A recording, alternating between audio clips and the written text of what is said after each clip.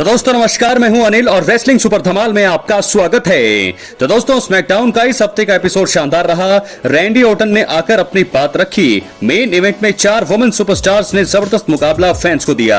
Jacob फाटू के मुकाबले का ऐलान भी कर दिया गया है। इसलिए इस वीडियो में हम स्मैकडाउन के कुछ नतीजों पर नजर डालने वाले हैं जो सबसे इंपॉर्टेंट रहे आज स्मैकडाउन पे। इसलिए वीडियो के अंत तक बने रहें और चैनल पर नए हैं सब्सक्राइब करने के बाद ऑल पर क्लिक करें क्योंकि फ्री है और यहाँ आपको हर प्रकार की रेसलिंग जगत से जुड़ी हुई तमाम जानकारी मिलती है और मिलती रहेंगी। इसलिए वीडियो को लाइक करें, शेयर करें, सब्सक्राइब करें। तो चलिए दोस्तों सब्सक्राइब करने के बाद ऑल पर क्लिक करें। बात करेंगे सबसे पहले एलए नाइट की। एलए नाइट ने शो की शुरुआत की। वो डेमिन प्रीस्ट से पिछले हफ्ते की वजह से काफी गुस्से में थे। डेमिन प्रीस्ट रिंग में आए, दोनों ने एक दूसरे पर आरोप लगाए। डेमिन प्रीस्ट ने एलए नाइट के खिलाफ मैच की बात कह दी। दोनों के बीच अच्छा मुकाबला हुआ लेकिन आखिर में सोलो सिकोआ ने डेमिन प्रीस्ट पर रिंग साइड में हमला किया। हालांकि रिंग के अंदर एलए नाइट ने उन्हें बीएफटी लगाया। इसके बाद जेकब फाटू ने आकर एलए नाइट और डेमिन प्रीस्ट पर खतरनाक अटैक कर दिया। तो हालांकि इस मैच का कोई रिजल्ट हुआ नहीं लेकिन इस मुकाबले में अंत में हमने दबदबा देखा जेकब फाटू का। दोस्तों आपको बता दें जेकब फाटू इस समय यूनाइटेड स्टेट्स चैंपियन हैं जो रेसलमेनिया में बने हैं और ऐसे में उनका दबदबा हमने देखा। स्मैकडाउन की शुरुआत में ही सोलो सिकोआ के साथ वो स्टैंडिंग टॉल थे। लेकिन अब बड़ी खबर यह है कि एक बड़े मैच का ऐलान हो चुका है। बैकलैश 2025 में जेकब फाटू अपनी यूनाइटेड स्टेट चैंपियनशिप को डिफेंड करने वाले हैं पहली बार रेसलमेनिया के बाद। उनके सामने होंगे 3 बड़े सुपरस्टार। ये है फेटल 4 में मुकाबला होगा। सामने होंगे उनके डेमिन प्रीस्ट और उसके बाद ड्रू मैकिंटायर और एलए नाइट। तो दोस्तों इस मुकाबले में कौन जीतेगा अपनी राय कमेंट बॉक्स में जरूर दें। लेकिन मुझे ऐसा लगता है जेकब फाटू का पहला टाइटल रेन है, तो ऐसे में मुझे लगता है कि जेकब फाटू की जीत होगी। इसके बाद बढ़ेंगे हम अगली स्टोरी की तरफ। आपको बता दें कि नाया जैक्स ने रिंग में आकर कहा कि उनकी जो नजरें हैं वुमेन्स चैंपियनशिप पर है। उनका जवाब देने के लिए टिफनी स्ट्रैटन ने एंट्री करी। टिफनी ने कहा कि उनका नाया जैक्स को धोखा देने का फैसला सही था। नियोमी ने भी दखलंदाजी करी। इसके बाद जेड कारगिल ने भी आकर ब्रॉल करना शुरू कर दिया। लेकिन आखिर में नाया और नियोमी के ऊपर टिफनी और जेड कारगिल भारी पड़ी। तो फिलहाल दोस्तों ये इनका इतना सा सेगमेंट था और इसके बाद जो है मेन इवेंट में इनका मैच जो है स्मैकडाउन का मेन इवेंट जो था इन्हीं 4 वुमेन्स के बीच जो हुआ, यानी कि टिफनी और Jade Cargill versus Nia Jax और नियोमी के बीच हमें मेन इवेंट देखने को मिला। तो मेन इवेंट के बारे में बात करेंगे थोड़ा बाद में, लेकिन बात करेंगे उससे पहले हम एलिस्टर ब्लैक की। एलिस्टर ब्लैक का मुकाबला पहली बार रिटर्न के बाद द मिज के साथ हुआ। एलिस्टर ब्लैक ने अपने ही अंदाज में शानदार जीत हासिल की। कार्मेलो हेज ने मिज का साथ देने की कोशिश की लेकिन सफलता नहीं मिली। तो बड़ी आसानी से एलिस्टर ब्लैक ने इस मुकाबले को जीतकर जो है रिटर्न के बाद पहला मुकाबला तो बड़ी आसानी से इस मुकाबले को जीता और मिज को हरा दिया। तो दोस्तों कमाल का रिटर्न हमने देखा पिछली बार और इस बार जो है एलिस्टर ब्लैक की जीत भी हमने देख ली है। तो ऐसे में आने वाले समय में मुझे लगता है कि उनको अच्छी बुकिंग दी जानी चाहिए। इसके बाद बढ़ेंगे हम अगली स्टोरी की तरफ जो जुड़ी द लेजेंड किलर आरकेओ से, यानी कि रैंडी ऑर्टन से। रैंडी ऑर्टन ने बैकलैश 2025 में जॉन सीना को अपने होम टाउन में हराने की बात कही। रैंडी ऑर्टन ने कहा कि वो जॉन सीना को अपनी पूरी फैमिली के सामने पंट किक मारेंगे, यानी कि मुझे लगता है कि बहुत सारी चीजें वो अब करने वाले हैं, खतरनाक चीजें जो है वो अब बताने वाले हैं, दिखाने वाले हैं दोस्तों। तो ऐसे में बहुत सारी चीजें जो है स्मैकडाउन का मुझे लगता है कि सबसे अच्छा सेगमेंट था रैंडी ऑर्टन का। और अब मुझे लगता है कि रैंडी ऑर्टन ने पूरे धमकी दी है यहाँ पर जॉन सीना को। 17 time world champion John Cena बन चुके हैं, लेकिन ये सेगमेंट था उनका काफी अच्छा था और उन्होंने कहा था कि जॉन सीना ने बच्चे इसलिए पैदा नहीं किए क्योंकि वो बाकी के बच्चों को आगे बढ़ाते रहे, उनको करने चाहिए थे। और ऐसे में अब जो है वो चैंपियन बनेंगे। लास्ट रियल चैंपियन वो नहीं रहेंगे क्योंकि इस हफ्ते जो है बैकलैश में आने वाले हफ्ते में वो उनको हरा देंगे और पंट किक मारेंगे, जो है बहुत ही खतरनाक मूव है और मुझे लगता है कि रैंडी ऑर्टन ऐसा करने वाले हैं। तो रैंडी ऑर्टन ने उन्हें हराने की कोशिश की और 3 खतरनाक शब्दों से उसके बाद उन्होंने अपने सेगमेंट को खत्म किया। जो 3 शब्द थे वो थे आरकेओ। तो दोस्तों रैंडी ऑर्टन का सेगमेंट काफी जबरदस्त रहा। क्या है आपके रिएक्शन, अपनी राय कमेंट बॉक्स में जरूर दें। चैनल पर नए सब्सक्राइब जरूर करें। और हमने आखिर में देखा ये मेन इवेंट स्मैकडाउन का टिफनी स्ट्रैटन के साथ थी जेड कारगिल, जिनका सामना हुआ नाया जैक्स और नियोमी से। हालांकि ये मैच काफी तगड़ा हुआ। मुझे यहाँ पे नियोमी और नाया जैक्स के बीच बिल्कुल भी नहीं बन रही थी, लेकिन आखिर में जो है जेड कारगिल ने नियोमी को हरा करके पिन कर लिया और जीत हुई जेड कारगिल और टिफनी स्ट्रैटन किया। हालांकि आखिर में जेड कारगिल और टिफनी स्ट्रैटन इन दोनों का स्टेयर डाउन हुआ।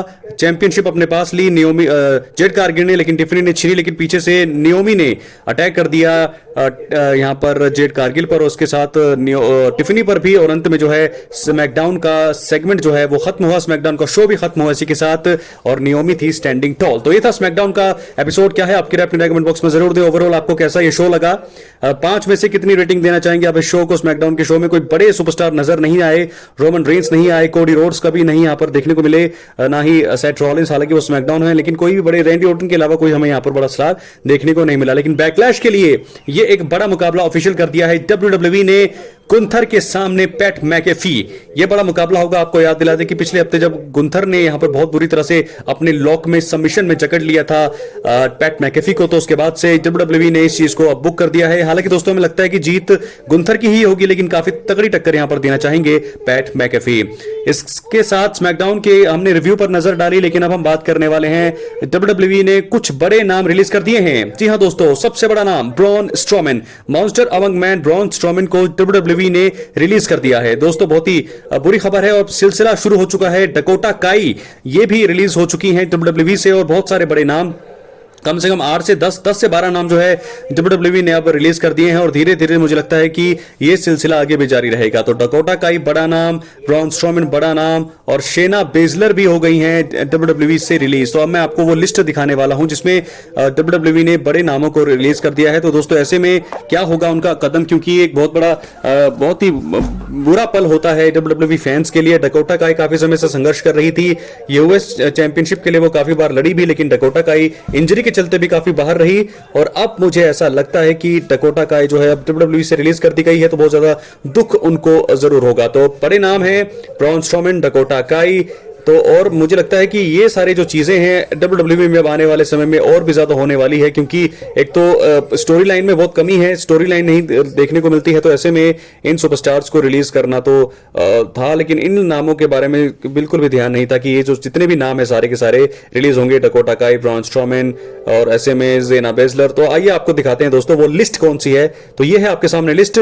कटाना चेंज जो है वो रिलीज हो चुकी है, Kayden Carter, Dakota Kai, Braun Strowman सबसे बड़ा नाम, शेना बेजलर भी बड़ा नाम है, Gigi Dolin, Cora Jade, Eddy Thorpe, Riley ऑब्जर्व, जकारा जैक्सन, गैलिस और मैनेश और जेवियर बर्नल। तो ये जो नाम है कम से कम 1 2 3 4 5 6 7 8 9 10 11 12 13 बंदों के जो नाम है, अपडेटेड लिस्ट है अभी फिलहाल। ये रिलीज्ड टैलेंट है जो आज के दिन जो है रिलीज किए गए हैं, लेकिन आने वाले समय में मुझे लगता है कि ये गिनती और भी ज्यादा बढ़ने वाली है। तो रिलीज हो गए हैं ये सुपरस्टार, जिनमें बड़ा नाम 2-3 बड़े नाम है। इसमें ब्रॉन स्ट्रोमैन का सबसे बड़ा नाम, डकोटा काई, शेना बेजलर, ये 3 नाम बड़े हैं। और ऐसे में ये बहुत ही बुरी खबर जकारा जैक्सन का नाम भी है। तो देखना होगा कि ऐसे में आने वाले समय में क्या अब कब जो है इनकी वापसी होती आगे आने वाले टाइम में, क्या इनकी होगी नहीं होगी बड़ी बात है। लेकिन फिलहाल ब्रॉन स्ट्रोमैन को रिलीज कर दिया है WWE ने। आपके सामने नाम है, एक बार दोबारा आप देख सकते हैं, कटाना चेंस, केडन Carter, Dakota Kai, Braun Strowman, शेना Baszler, डिगी डॉलिन, गोरा जेड, एडी थ्रोप, रिले ऑब्जर्व, जकारा जैक्सन, गैलिस और रोमांसन और जेवियर बर्नल।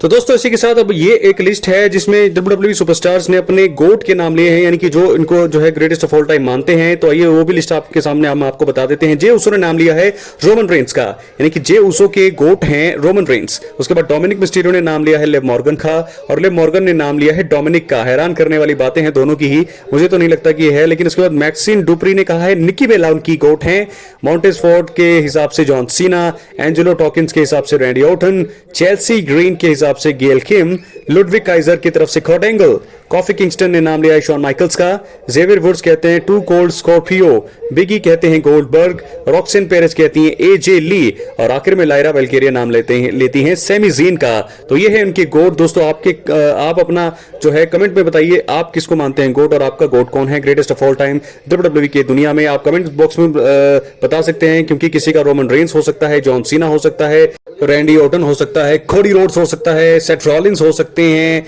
रॉक हो सकते हैं, और भी बड़े बड़े नाम हैं WWE की दुनिया में इस समय जो है आप नाम ले सकते हैं। दोस्तों बता सकते हैं हमें कि आप किसको ग्रेटेस्ट ऑफ ऑल टाइम मानते हैं। तो आई होप आपको वीडियो पसंद आई हो। वीडियो पसंद आए तो लाइक करें, शेयर करें, सब्सक्राइब करें। सब्सक्राइब करने के बाद ऑल पर क्लिक करें, एक्टिव जरूर रहे चैनल पर। क्या है आपकी राय जरूर दें। मिलते हैं अगली वीडियो में। बहुत बहुत धन्यवाद।